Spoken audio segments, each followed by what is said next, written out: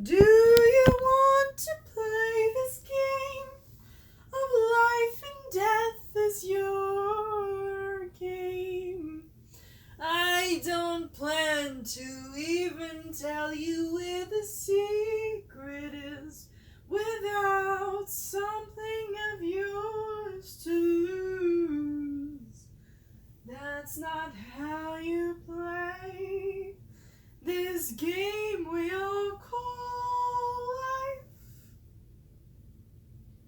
You left your home, you left a letter telling them goodbye forever.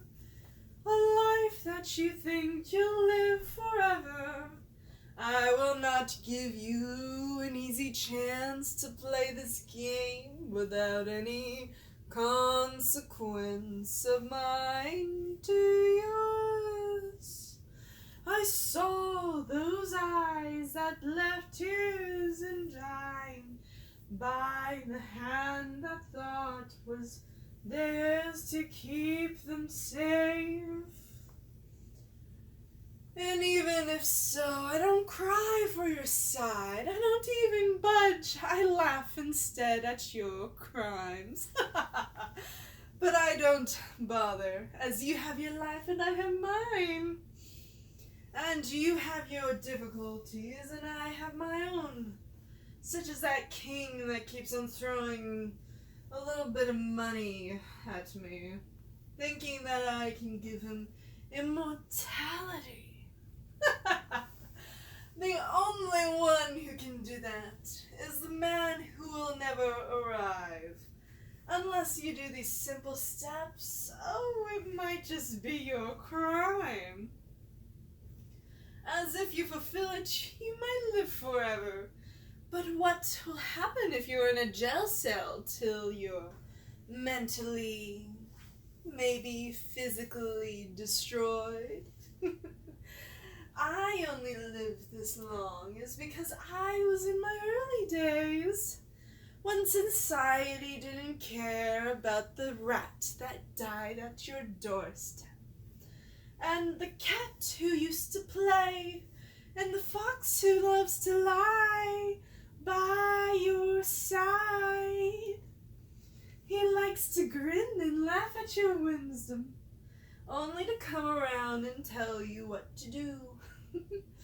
I used to be the fox who told the rat that he used to be friends with a cat.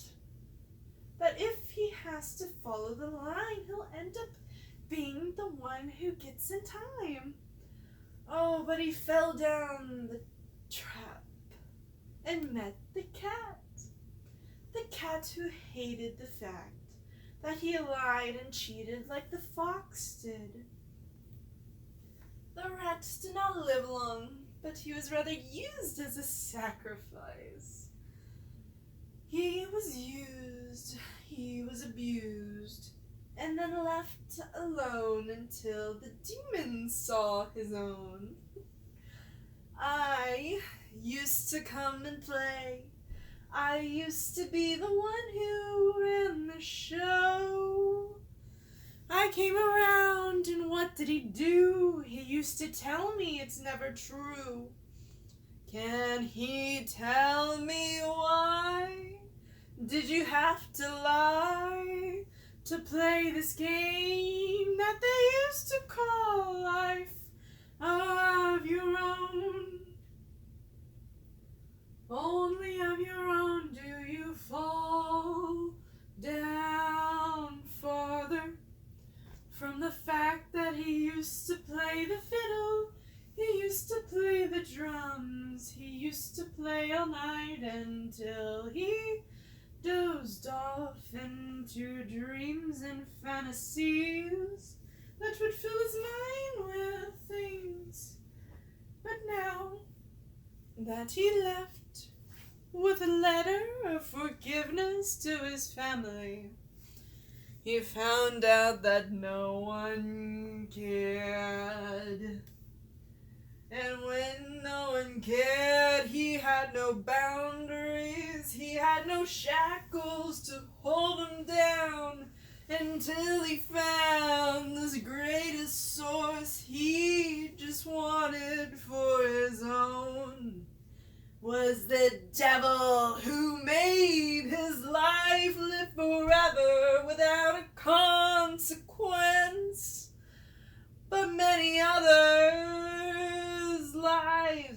ended for his life.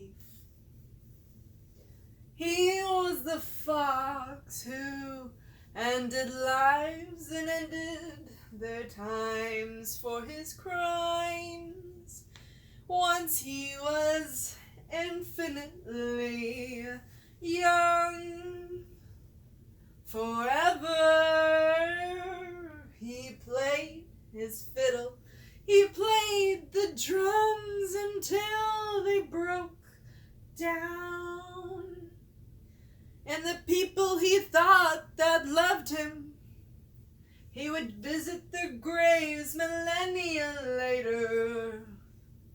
Eventually, he, quote-unquote, falls in love with a flower as gentle as the wind, as gentle as the sky. He fell in love and realized she'll die. And he wondered, how can he make her live forever? Oh, but he lost contact with that demon he so sought forever. But then he came across me. I am an immortal. It's not like I chose to at first, but after living long enough, the only thing I mostly look forward to is the money and the riches. Not some damsel in distress or handsome men at my side. Oh, that would be something, but I know they'll all eventually die. What's the only thing that can keep alive? Oh, yes, money is the only thing that keeps me going. It only tells me that I can use it, as it won't destroy itself as quickly as a single life. It's a mineral, it's a rock, it's a piece of the floor, but it's much more better than the flesh that will rot underneath that such ground or dirt. Oh, what fun to have a visitor come by. What's your name, good sir? He was Anthony. Anthony chose to sing his spews, to tell the shaman, and or what you think is a shaman, at least from what's at the door. Anthony asks, oh, can you please give me the contact to that man that could make my lover forevermore? The quote-unquote shaman raised her head, laughed instead. He was surprised. Why did she laugh? Oh, but she said, how do you want to make your lover alive? Will she accept this fate of forever life? He asked her, oh yes, I would love to have her live forever with me in my home, and not lonesomely by myself anymore. The shaman laughed once more. Where's the kind lady who might be the one to live another millennia with you by her side? He gave a bit of an anxious look. I didn't bring her. At least not right now. And the shaman said, you shall not even get to make her meet the demon if you do not bring the girl. He was confused, he was confuddled, he had no idea what he brought himself into. He said his farewells. He went and tried to talk to her about becoming immortal. But the lady, she said no. She didn't want to live forever with him. She loved him, she adored him, but she did not want to live a life of immortality that might bring her anxiety of every day, living longer than supposed to the rest. And so she slept that night as calmly like the gentle breeze. That's until the man snuck into her room. He took her to the shaman unconsciously and asked her how to make her immortal,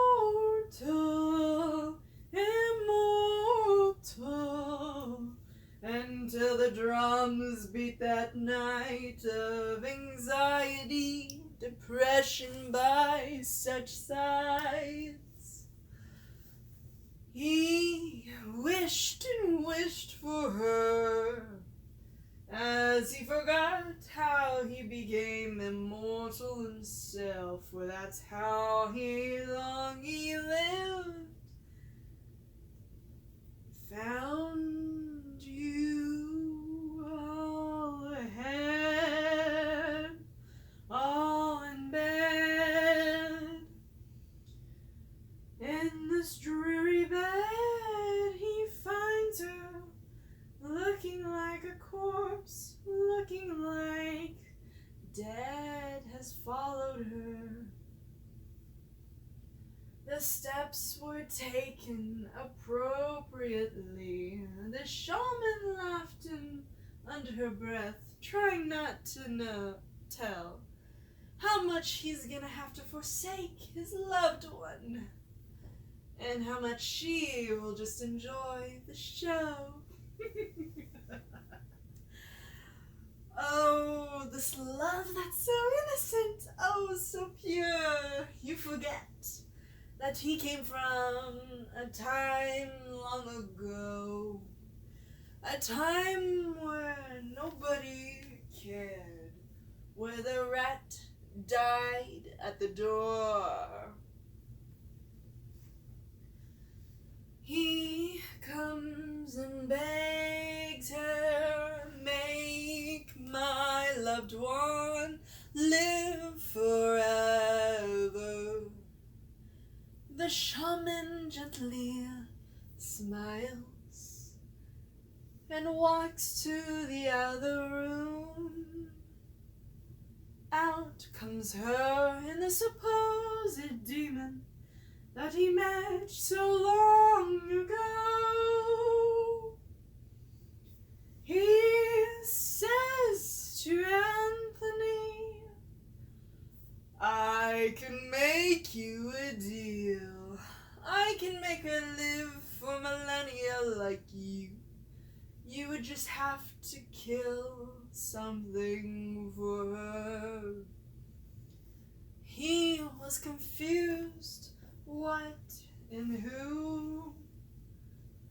He wanted to happen not through violence of crime. He said he'll do it in the end. And the shaman, under her blouse, snickers and laughs, hiding behind the shadows, oh, waiting like the fox to the mouse.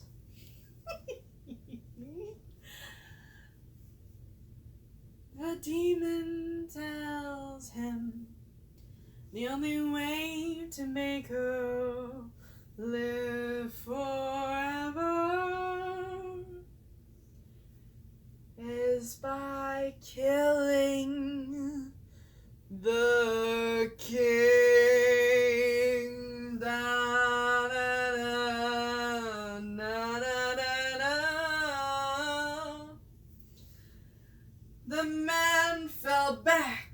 surprised and gasped, "How can I do that?"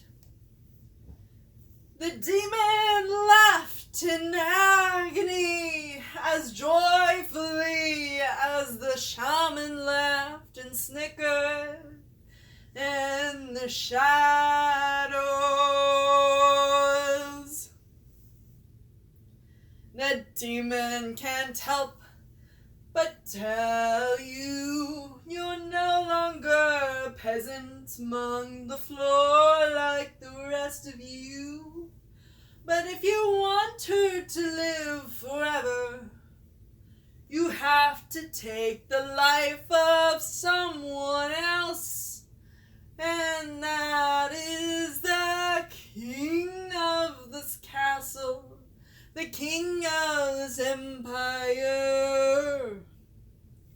The question is, how strong do you want her to live forever, even though she never asked you to live that long either?